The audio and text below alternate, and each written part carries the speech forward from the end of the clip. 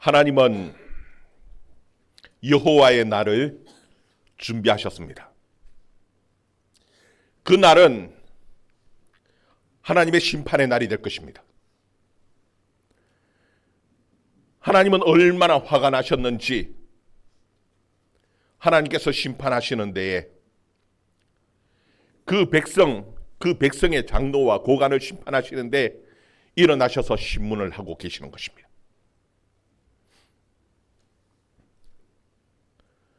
지금 유다는 너무나 부유하고 잘 사는 나라입니다. 예루살렘은 너무나 화려하게 너무나 멋있게 세워진 아름다운 도시가 되어졌습니다. 그들은 그 예루살렘이 자랑입니다. 화려하게 잘 만들어진 도시이기 때문에, 온갖 조형물로 잘 꾸며진 도시이기 때문에 그들의 부유함이, 그들의 그 화려함이 그들의 자랑이었고 누구에게나 칭찬받을 만한 일이라고 생각했습니다.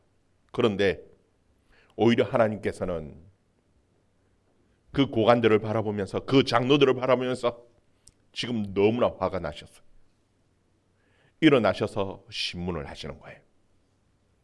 그 신문하시는 내용이 무엇이냐 하면은, 너희가 어찌하여 가난한 자의 것을 빼앗고 그리고 그 가난한 자의 것을 빼앗아서 너희 집에 두었느냐라는 거예요. 너희가 어찌 너희 백성들을 짓밟고 가난한 자의 얼굴을 맷돌질했느냐고 하나님께서 화가 나셔서 그들을 신문하십니다.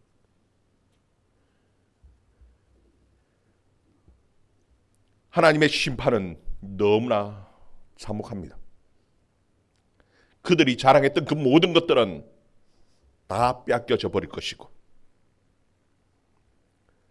그들이 자랑했던 그 기술자들, 지도자들, 그 지식인들은 다 죽고 그 용사들은 죽임을 당하고 빼앗겨 버리고 말 것입니다. 여러분, 그 결과가, 그 하나님의 그 심판의 그 결과가 얼마나 참혹한지 오늘 1절 말씀에 잘 기록해 주고 있습니다. 우리 1절 말씀 다시 한번 봅시다. 1절 말씀 같이 봅니다. 시작. 그날에 7 여자가 한 남자를 붙잡고 말하기를, 우리가 우리의 떡을 먹으며 우리 옷을 입으리니 다만 당신의 이름으로 우리를 부르게 하여 우리가 수치를 면하게 하라 하리라. 아멘. 여기 보면은 남자들이 얼마나 많이 죽임을 당하고 성비율의 차이가 얼마나 나는지, 7 여자가 한 남자를 붙들고 남편이 되어달라고 부탁을 하는 겁니다. 그 부탁하는 내용을 보면은 남자 구실을 못해도 상관없다라는 겁니다. 남편 구실 안 해도 되니까 내가 벌어서 내가 내 먹을 것을 먹고 내 옷을 내가 알아서 구해서 입을 테니까 그냥 명목상 내 남편만 되어달라고 한 남자를 붙들고 7 여자가 붙들고는 그렇게 부탁하고 사정을 하는 겁니다. 왜 이렇게 할까요? 왜 꼭 굳이 그냥 내가 알아서 먹고 과부가 되었어도 그 정도 능력 되면은 그렇게 살면 될 것 같은데, 근데 왜 사정을 하는 겁니다. 그냥 이름만이라도 당신의 이름으로 불려줄 수 있도록 내 남편이 되어달라고, 명목상으로라도 내 남편이 되어달라고 붙들고 사정을 하는 겁니다. 그 이유를 그 뒤에 보면 뭐라고 얘기하냐면, 우리가 수치를 면할 수 있도록 그렇게 해달라는 겁니다. 여러분, 이 말이 잘 이해가 안 가지요. 어떤 의미냐 하면 이런 겁니다. 여러분, 전쟁이 일어나면은 남자들만 죽고 끝나는 게 아닙니다. 또 큰 피해를 보는 것은, 힘들어지는 고통 가운데 놓이는 것은 여자입니다. 여러분, 우리나라 고려 시대에도 보면은 몽고와의 전쟁에서 져버렸습니다. 그래서 원나라가 우리나라에 조공을 요구하는 데에, 여러분, 조공 가운데는 곡식도 있고 기름도 있고 여러 가지 물품들이 많이 있겠죠. 그 가운데, 조공 가운데 하나가 뭐였냐면은 여자를 요구하는 겁니다. 처녀를 요구하는 거예요. 그래서 그 조공으로 바쳐지는 그 처녀를 뭐라고 얘기했냐면 공녀라고 했습니다. 공녀를 모아서 보내야 되는 겁니다. 그것을 공역, 공출이라고 표현했습니다. 처녀는 잡아서 그냥 데려 원나라의 중국으로 보내버리기 때문에, 몽골로 보내버리기 때문에 그때에 유행했던 것이 무엇이냐면 조혼입니다. 그래서 고려시대에 보면은 어린 나이에 일찍 결혼시키는, 남자 여자 짝지어서 그냥 결혼시키는 그런 조혼이 유행하기도 했었습니다. 참 아픈 역사의 그 산물이죠. 여러분, 그것은 고려시대 때만 있었던 게 아닙니다.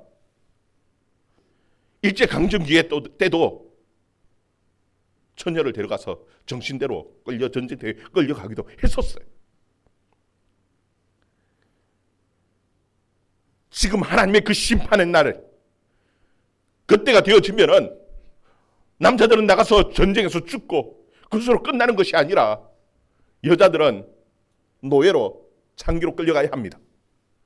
그래서 어떻게든지 그 수치를 면할 수 있도록 결혼만이라도 해달라고. 내가 알아서 내 먹는 것들, 남자 구실 아무것도 필요 없고 그냥 명목상 결혼이라도 해달라고 붙들고 늘어지는 그런 상황이 오는 것이, 그것이 유다와 그 예루살렘의 모습이 되어질 것이라고 말씀하는 거예요. 여러분, 하나님께서 그 유다의 고관과 장로들을 심판하시는데 그것뿐만이 아니죠. 그 나라 전체가 힘들고 어려움에 놓여진, 심판에 놓여지게 되어질 것을 말씀하셔요. 여러분, 그러면은 하나님의 나라 유다와 그 예루살렘이, 유다가 망하고 나면 끝이냐? 아니라는 겁니다. 오히려 하나님께서는 그 가운데서 다 무너진 폐허더미 위에서 새롭게 하나님의 나라를 세우실 것을 지금 말씀하고 계시는 것이에요. 우리 2절 말씀, 2절 말씀 같이 봅니다. 시작. 그날에 여호와의 싹이 아름답고 영화로울 것이요, 그 땅에 솟아는 이스라엘의 피난자를 위하여 영화롭고 아름다울 것이며. 아멘. 여러분, 이 그날이라는 날은 어떤 날입니까? 바로 앞에서 얘기했던 바로 그 여호와의 날입니다. 그 심판의 날입니다. 하나님께서 심판하신 그 폐허더미 위에 하나님께서는 다시 새로운 역사를 시작하시는데, 그것을 뭐라고 표현했냐면 여호와의 싹이 나서 그 아름다운 영화로운 일을 이룰 것이라고 말씀하고 계시는 것이. 여러분, 그러면 우리는 이 말씀을 읽을 때 도대체 이 여호와의 싹이라는 것이 뭘까? 여러분, 싹이면 싹이지 또 여호와의 싹은 또 뭡니까?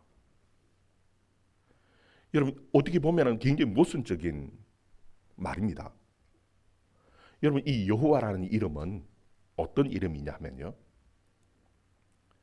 스스로 있는 자라는 의미인데 전능하신, 전지하신 힘 있는 하나님의 능력을 나타낼 때에 사용하는 그 이름이 여호와라는 말입니다. 여러분, 하나님께서 출애굽기에 보면은, 출애굽기 3장에 보면은 하나님께서 모세를 떨긴 나무 불꽃 가운데서 모세를 부르셨어요. 그리고 모세에게 내 백성 이스라엘을 구원하라고 하나님께서 그를 애굽 땅으로 보내십니다. 그때에 이 모세가 하는 말이, 하나님, 도대체 내가 누구에게 가야 합니까? 그리고 내 백성에게 간들 그들이 물을 건데, 너가 얘기하는 그 우리 조상의 하나님, 그 이름이 도대체 뭐냐고 물을 건데, 하나님, 제가 그 하나님의 이름을 뭐라고 얘기해야 합니까? 모세가 하나님 앞에 그 하나님의 이름이 무엇이냐고 물었어요. 그때 하나님께서 하시는 말씀이, 나는 스스로 있는 자라. 너희 조상 스스로 있는 자가 보냈다라고 얘기하라는 겁니다. 그 스스로 있는 자라는 그 의미가 여호와입니다. 여러분, 왜 스스로 있는 자라고 하나님께서 표현하셨냐 하면요, 여러분, 이 세상에 있는 모든 것들은 스스로 있는 것이 없습니다. 다 누군가에 의해서 만들어진 것이. 누구요? 하나님에 의해서 만들어졌고요. 세상의 모든 신이라고 생겨 있는 모든 신들이라고 하는 것들조차도 스스로 있는 것이 없습니다. 다 만들어진 것들이에요. 여러분, 이 세상에 스스로 있는 분은요, 하나님, 여호와 하나님, 이 외에는 아무도 없습니다. 그래서 하나님께서는 하나님을 스스로 뭐라고 표현하시냐면은, 나는 스스로 있는 자라. 세상의 신들하고 다르다는 겁니다. 이 스스로 있는 자라는 이 여호와의 이름에는 엄청난 하나님의 능력이 있는 겁니다. 그래서 여호와라의 이름을 붙이는 데는요, 아주 특별한 곳에 붙여져요. 여호와 이래. 하나님께서, 능력이 하나님께서 준비하신다라는 겁니다. 여호와 니시, 하나님께서는 나의 승리 깃발이라는 겁니다. 하나님의 능력이 함께 하심으로 승리하게 하시는 하나님의 능력이 나타나는 겁니다. 여호와 니시, 여호와 라파. 여호와라는 이름의 그 이름 자체에는 능력의, 하나님의 능력의 상징을 표현해 주는 것인데, 그런데 오늘 말씀에 보면은 여호와의 싹이라는 겁니다. 여러분, 싹은 너무나 작고 연약한 것이에요. 왜 꼭 굳이 다른 것도 아니고 여호와의 싹이 거기서 난다라고 얘기할까? 여러분, 우리는 가끔씩 착각합니다. 하나님의 능력은 수가 많은 데서 하나님의 능력이 나타난다고 생각해요. 그래서 어떤 집회를 하면요, 몇 명이 모였느냐, 얼마나 많은 수가 모였느냐, 많은 수가 모이면 그것이 하나님의 능력이고, 큰 수, 많은 큰 능력이 나타나는 거라고 우리는 착각합니다. 그러나 그렇지 않아요.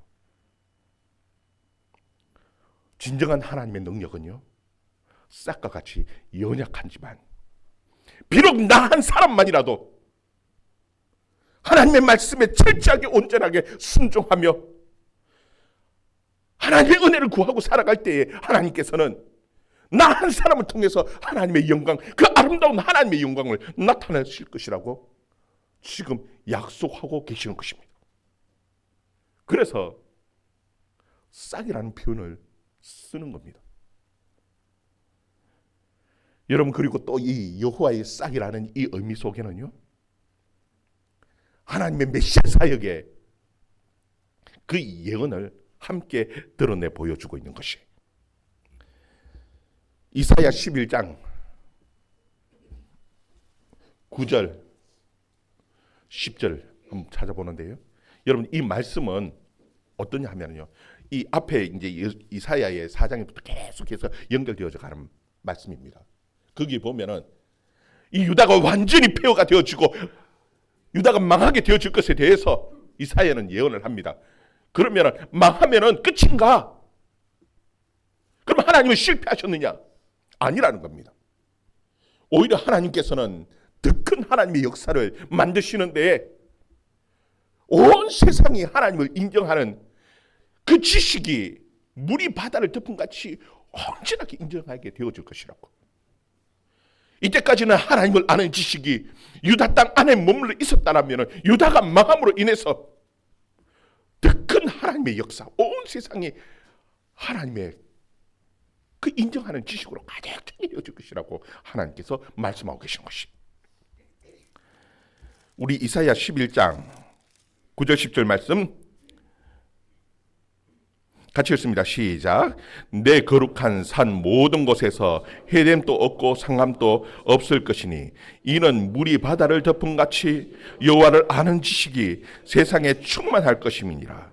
그날에 이새의 뿌리에서 한 싹이 나서 만문의 기치로 설 것이요 열방이 그에게로 돌아오리니 그가 그할 곳이 영화로우리라. 아멘. 여기 보면은 하나님께서 새로운 역사를 시작합니다. 유다가 망했다고 하나님의 역사가 끝이 난 것이 아닙니다.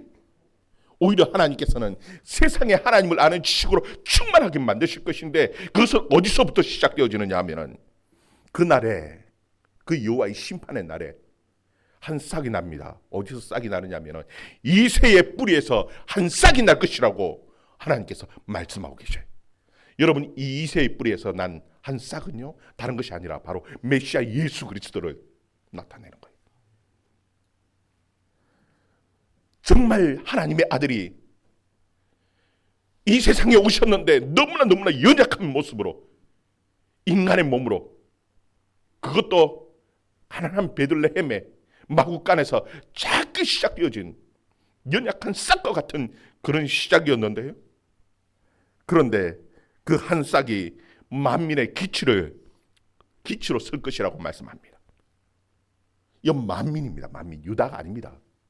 온 세상의 만민의 기치로 세워지면은요, 그러면은 세상의 열방에, 세계 모든 열방이 다 어디로 몰려올 것이냐고 말씀하시냐면, 열방이 그에게로, 예수 그리스도에게로 돌아오게 되어질 것이고요, 그것이 그 하나님의 영광이 그곳에 임하는데요, 거기 보면은 그가 거하는 곳이 영화로울 것이다. 여러분, 그가 거하는 곳이 어디입니까? 우리가 하나님께 모여서 하나님 앞에 예배드리는 이곳이, 이 교회 공동체가 결국은 하나님의 영화로운, 하나님의 백성들이 거하는 하나님의 나라가 되어질 것이라고, 이 이사야는 그 먼 그날의 그 미래를 보면서 말씀하고 계시는 것이. 여러분, 하나님의 나라는 큰 대단한 데서부터 시작되어진 것이 아닙니다. 작은 싹과 같은 그 예수 그리스도의, 세상 사람들이 봤을 때 너무나 힘없고 연약한 그 싹으로서 죽임을 당한 그 십자가에서부터 하나님의 역사는 시작되어졌어요. 그리고 하나님의 나라를 만들어가는 거예요. 여러분, 하나님의 나라는 유다로 인해서 망해버린 것 같습니다. 그러나 그렇지 않아요. 하나님께서는 새로운 통치의 하나님의 나라를 세우실 것입니다. 하나님께서는 유다의 그 장로들과 그 고관들에게 맡겨놓았더니, 그들의 욕심을 채우면서 망쳐놓았던 그 하나님의 나라를 하나님께서 새로운 그 이새의 싹으로부터, 다윗의 후손으로부터 하나님의 나라를 세우시는데요, 그 하나님의 나라는 어떤 나라이냐면은, 여러분, 하나님의 백성들은 어떤 백성들이냐 하면요, 하나님께서 그 이름을 생명책에 기록한, 생명책에 기록되어진, 그 이름이 기록되어진 그 사람을 통해서 하나님의 나라를 만드실 것이라고 이사야를 통해서 말씀해 주고 계시는 것이. 우리 3절 말씀, 4장 3절 말씀 같이 읽습니다. 시작. 시온에 남아 있는 자, 예루살렘에 머물러 있는 자, 곧 예루살렘 안에 생존하는 자 중 기록된 모든 사람은 거룩하다 칭함을 얻으리라. 아멘. 여러분, 여기에 보면은 기록되어진 사람, 뭐가 기록되어졌습니까? 생명책에 그 이름이 기록되어진 사람, 하나님의 백성으로 예수 그리스도를 믿음으로 예수 그리스도 안에, 새 예루살렘 안에 거하는 하나님의 생명책에 기록되어진 그 사람을 통해서 하나님께서는 새로운 하나님의 나라를 만드실 것이라고 말씀하고 계시는 것이. 그리고 그 이름에 기록되어진, 그 이름이 기록되어진 그 사람을 하나님께서는 거룩하게 그리고 정결하게 하신다라고 말씀하고 계셔. 우리 4절 말씀도 또 같이 읽습니다. 시작. 이는 주께서 심판하는 영과 소멸하는 영으로 시온의 딸들의 더러움을 씻기시며 예루살렘의 피를 그 중에서 정결하게 하실 때가 됨이라. 아멘. 여기 보면은 심판하는 영과 소멸하는 영으로 시온의 딸들의 더러운 것들을 다 깨끗하게 씻기신다고 말씀하십니다. 여러분, 예수님께서는 그 하나님의 진노를 홀로 다 받으시고요, 우리가 받아야 할 그 모든 심판을, 그 죄값을 다 홀로 치르시고 우리를 정결하게 하시는데, 그 심판 받으시는 그 하나님의 그리스도의 영으로 우리를 깨끗하게 정결하게 만드실 것입니다.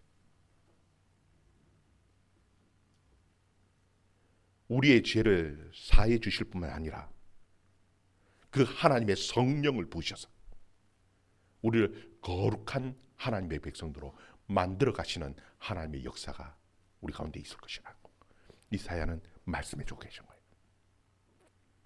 그리고 하나님께서 직접 이 하나님의 백성들을 통치하시는데요. 여러분, 통치는 다스리면 제일 먼저 어디서부터 시작되어지느냐면요, 이름을 부른 데서부터 시작되어진다고 얘기했죠. 여러분, 하나님께서 우리를 만드실 때에 다스린 자들로 만드셨어요. 그리고 하나님께서는 그 만든 모든 짐승들을 하나하나 아담에게 데려왔는데 아담이 한 것이 무엇이냐면 제일 먼저 한 것이 이름을 지어요. 뭐를 했다고요? 이름을 불러요. 여러분, 우리가 가정에 결혼해서 아이를 낳잖아요. 제일 먼저 뭐 합니까? 이름 지잖아요. 이미 뱃속에 있을 때부터 태명을 짓는 경우도 있죠. 저희도 큰 딸의 태명을 뭐라고 지었느냐 하니까 철진이라고 지었어요. 딸인지 아들인지 모르겠어요. 그냥 상철이와 명진이의 아이라고 해서 그냥 철진이라고 불러놓고 이름을 부르면서 잘 거라 철진아 잘 거라 하면서 축복기도도 해주고요. 참 태어나니까요, 제일 먼저 이름을 지어야 되는데 뭐라고 지을까 고민하면서요, 이름을 지었어요. 뭐라고 지었느냐면 예성이라고 이름을 지었어요. 왜 예성이라고 지었냐면요, 제 비전입니다. 제 꿈입니다. 다니엘서에 보면은 많은 사람을 옳은 길로 인도하는 자는요, 별과 같이 빛날 것이라는 그 하나님의 말씀이 제 삶의 가장 중요한 제 꿈이기 때문에 제 딸 이름을 예성이라고 불렀어요. 밝은 별이라는 뜻이. 그러면서 늘 예성아 예성아 그 이름을 부르면서 제 꿈을, 하나님 주신 제 비전들을 늘 기억하고 새기는 거예요. 그 이름을 지으면서요, 그때부터 뭘 하느냐면은 먹는 것을 책임을 져야 하는 겁니다. 물론 그때 경제적으로 힘이 들어서 제일 좋은 것을 먹이지는 못했어요.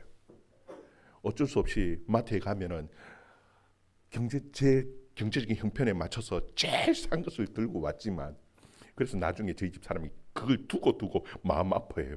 마트에서 나중에 집 사람이 마트에 갔더니 늘 좋은 거라고 사가왔던 그 분유가 제일 싼 분유였기 때문에 늘 마음 아파하지만 그래도 부모, 아버지는 먹을 것을 책임져야 되고요.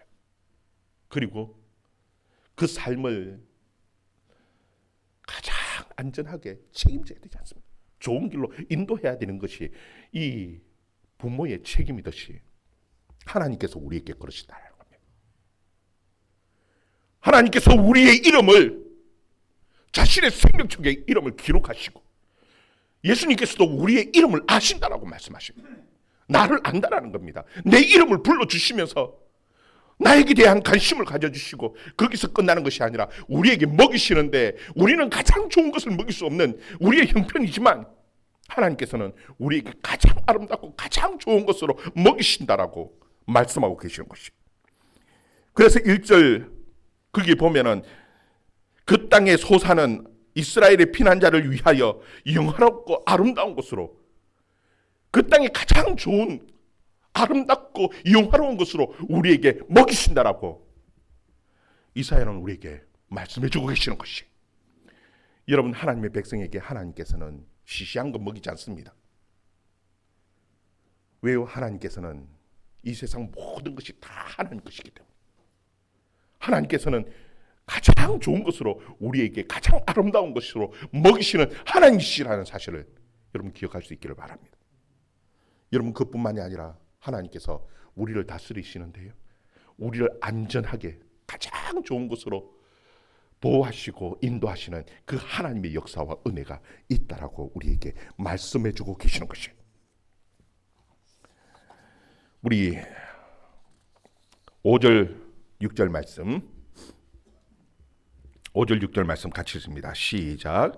여호와께서 거하시는 온 시온 산과 모든 지폐 위에 낮이면 구름과 연기, 밤이면 화염의 빛을 만드시고 그 모든 영광 위에 덮개를 두시며 또 초막이 있어서 낮에는 더위를 피하는 그늘을 지으며 또 풍물을 피하여 숨는 곳이 되리라. 아멘. 여러분, 하나님께서 하나님의 백성들을 보호하시고 지키시는데 뭐로 지키시느냐 하면요, 여러분, 그 다윗은 주의 지팡이와 막대기가 나를 안위하신다 그렇게 표현해 놓았는데, 이사야는 낮에는 무엇으로요? 구름으로, 밤에는요 불로, 화염의 빛으로. 여러분, 출애굽 사건의 그 역사의 모습입니다. 하나님께서는 그 이스라엘 백성들을 보호하시는데, 낮에 그 뜨거운 햇빛이 그 하나님의 백성들을 상하게 할까봐 하나님께서는 그 구름 기둥으로 다 이스라엘 백성들을 덮으셨어요. 낮에 해가 상하지 못하게 하기 위해서. 밤에 그 추위가 그 이스라엘 백성들을 상하게 할까봐 하나님께서 그 백성들을 지키시고 보호하시는데요, 밤에 무엇으로요? 불기둥으로, 그 화염의 빛으로 그 백성들을 따뜻하게 지키시고 보호하시는 하나님의 역사와 은혜가 있다는 겁니다. 하나님께서 그 백성들을 인도해 가시는데 불기둥과 구름 기둥으로 인도해 가시는 겁니다.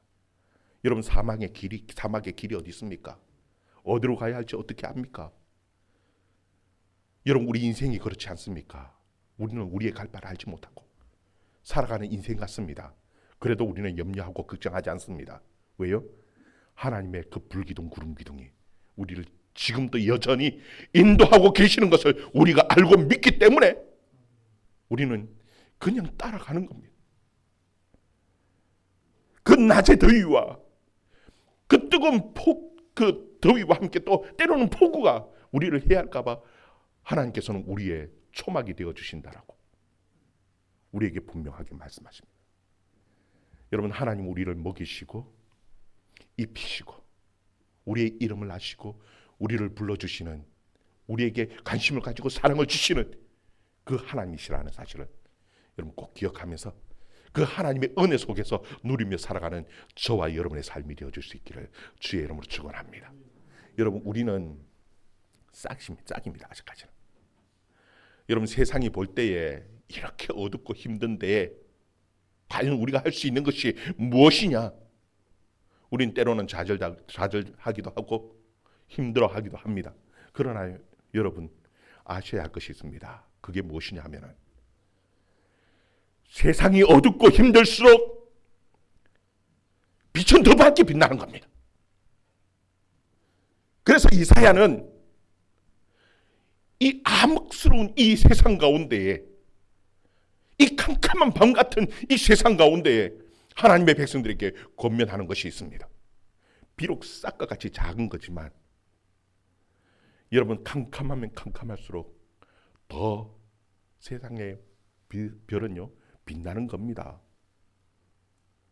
그래서 우리 마지막으로 60장 1절 2절 말씀, 이사야 60장 1절 2절 말씀 봅니다.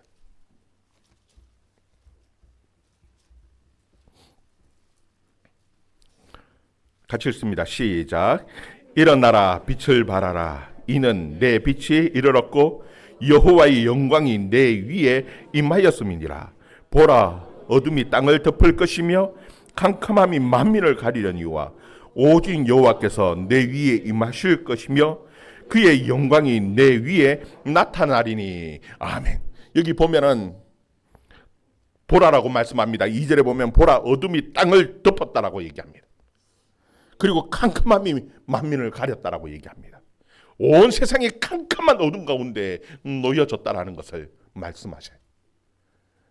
여러분, 이럴 때에 하나님의 백성들은요 좌절하고 주저하고 낙심하고 앉아 있는 것이 아닙니다. 여러분, 오늘날 세상을 보면 그런 것 같습니다.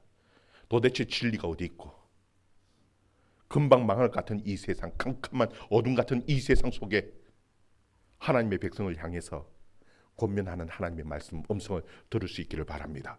뭐라고 얘기하냐면은 일어나 빛을 발하라는 겁니다. 일어나 빛을 발하라. 이미 너의 빛이, 그 하나님의 영광이 너의 위에 임했다라는 겁니다. 우리는 내 스스로 빛을 내는 사람 아닙니다. 하나님의 영광이 우리 위에 있기 때문에 우리는 빛이 나는 존재입니다. 하나님께서 이미 우리와 함께 하시고 우리 가운데 임하셨다라고 선언하고 계시는 것이, 여러분 일어나서 정말 하나님의 영광의 빛을 비추는 저와 여러분의 삶이 되어줄 수 있기를 주의 이름으로 축원합니다. 우리는 작은 싹과 같은 연약한 존재이지만 하나님께서는 우리를 통해서 더 빛나게, 더 영화롭게 하실 하나님의 역사를 기대할 수 있는 저와 여러분의 삶이 되어줄 수 있기를 주의 이름으로 축원합니다. 다 같이 기도합니다.